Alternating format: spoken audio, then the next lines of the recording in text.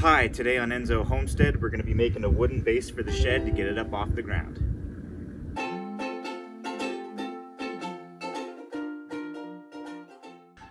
This shed used to be our laundromat where we'd store our washer and dryer when we were living in the RV.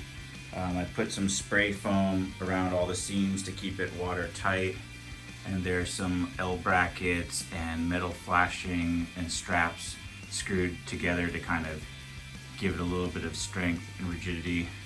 Hopefully that's enough. Lifting this thing is no easy task.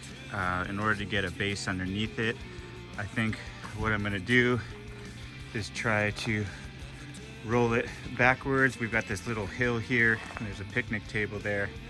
And so if I can just kind of tip it over on its back, that might give me enough room to put the base underneath it, and then I will roll it back forward. We'll see how it goes.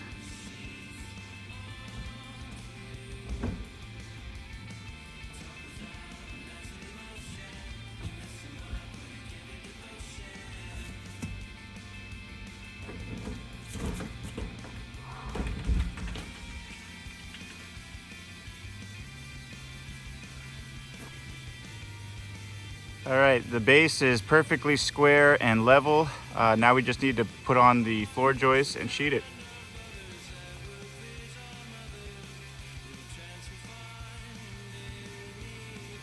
All right, the subfloor is on. Now what we need to do is just see if we can flip the shed back down onto the subfloor. All right, wish me luck. Hopefully I don't get crushed.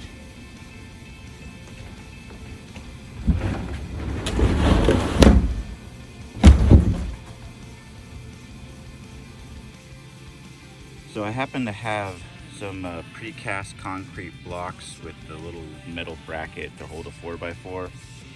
And then I have the old awning from our RV that used to go on the RV ramp. And I think I'm going to make a lean-to on the shed. So I wasn't originally planning to do this, but I think I might just go for it.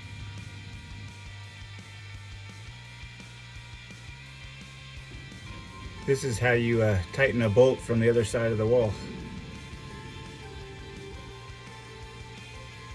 Okay, here's the updated pool house on the new wood base and the new awning.